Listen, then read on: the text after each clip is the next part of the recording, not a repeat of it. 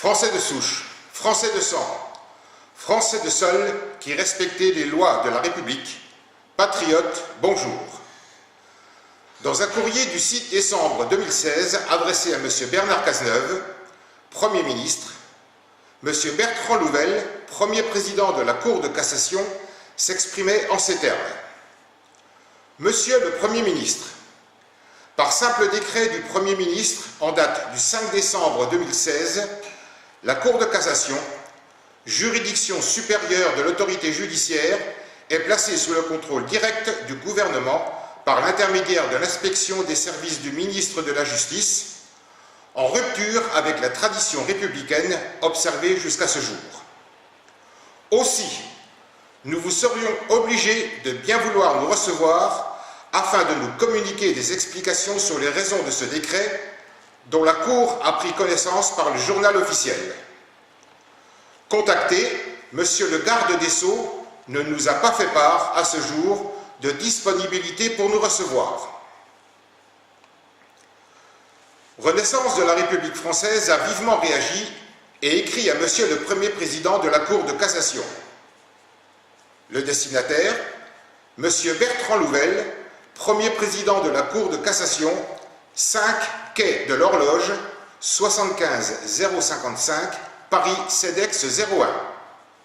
Recommandé avec accusé-réception de 2 pages, numéro 1A, 131, 673, 7952, 0, du 9 décembre 2016, envoyé sous enveloppe à fenêtre. Monsieur le Président, citoyen républicain engagé, je viens de prendre connaissance du décret Félon numéro 2016-1675 du 5 décembre 2016, dernier jour de fonction du Premier ministre M. Valls, M. Hollande ne pouvait ignorer, journal officiel de la République française numéro 0283, texte numéro 63, portant création de l'inspection générale de la justice. Même si un très lourd contentieux m'oppose depuis 30 ans au service de la justice civile et une partie pénale, plusieurs superbes manœuvres dilatoires qui constituent autant de violations de mes droits les plus élémentaires, contentieux qui a anéanti tout un pan de ma vie d'homme, de mari, de père, je sais mettre ma rancœur de côté et défendre avec force, courage et détermination ce qui fait, bon gré mal gré, notre démocratie, la séparation des pouvoirs exécutifs, législatifs et autorité judiciaire. Avec une nuance constitutionnelle toutefois. L'article 24 dit que le Parlement contrôle l'action du gouvernement. Mais qu'en est-il quand le gouvernement a la majorité à l'Assemblée de copains, coquins, voyous, condamnés de droit commun? Il n'est pas acceptable que M. Valls s'autorise à agir comme l'ont fait en leur temps Staline, Hitler, Mao Tse-tung, Idi Amin Dada, Ceausescu, Jaruzelski, Fidel Castro, comme le fait Kim Jong-un, tous des dictateurs. 3 plaintes pour violation des articles 5 et 23 de la Constitution en vigueur contre Mesdames Royal et Gosse, ainsi que contre M. Le Drian, ont été déposées par Renaissance de la République française près la Cour de justice de la République. Toutes 3 ont été rejetées. Aux yeux de ces juges, exercer une fonction, Madame Royal, ou un mandat électoral, Madame Gosse ou Monsieur Le Drian, en parallèle de leur fonction de ministre, ne constitue pas une violation de la Constitution. Ces juges-là, bafouant la loi cadre de la République, ne protègent plus la France et les Français. Ne réagissant pas en sermonnant son Premier ministre, le Président de la République, pourtant constitutionnellement garant, cautionne la violation flagrante de la Constitution. La France est officiellement entrée en dictature. Le soir de l'annonce du renoncement de M. Hollande à briguer un second mandat, j'ai fait savoir sur les réseaux sociaux qu'il y aurait des bombes à retardement déposées avant l'éclatement d'un parti d'incapables, escrocs intellectuels, parvenus, traîtres à la nation. Ce décret en est une. Ce décret est une forfaiture. Ce décret est une infamie. Aucun des Français de souche digne de ce nom, aucun démocrate censé n'acceptera de se laisser entraîner dans la violation systématique de la Constitution et ses conséquences. Mais aussi, Monsieur le Président, il est nécessaire que vous vous rendiez compte que le peuple n'est plus dupe de la présence d'éléments néfastes à l'image de la magistrature dans vos rangs. Le mur des cons du syndicat est une honte, un déshonneur. Trop de laxisme tue la liberté. Les juges ont autre chose à faire que d'épingler des photos sur un mur. Si certains n'ont pas assez de travail, je peux leur suggérer quelques pistes intéressantes.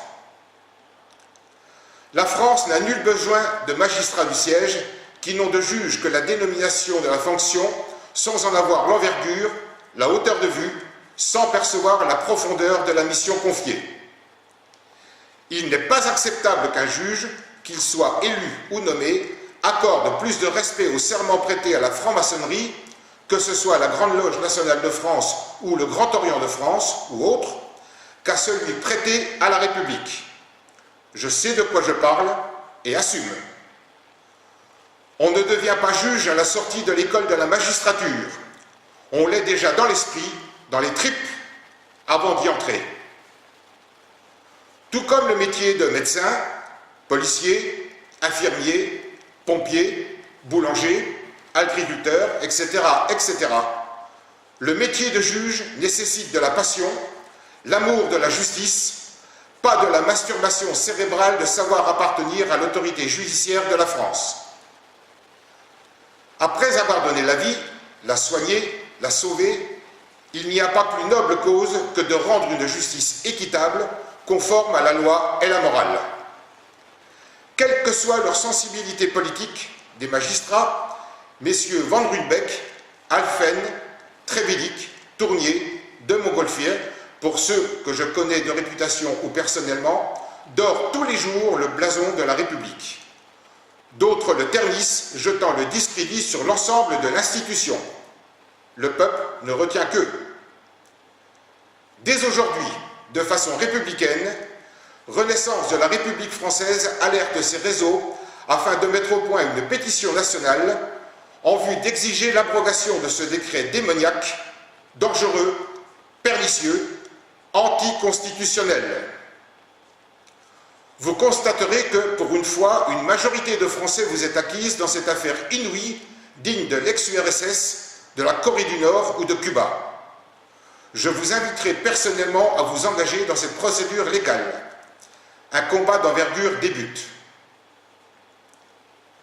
Dans ce courrier, Monsieur le Président, je n'ai nullement cherché à vous plaire, juste à affirmer que si un tel service, l'inspection générale de la justice, devait être créée, ce qui devrait normalement permettre de contrôler efficacement et sanctionner les auteurs du mur des cons, par exemple, voire aux justiciables de pouvoir porter plainte contre un magistrat, cette action doit se faire dans les règles, dans le plus grand respect de la Constitution de la Ve République.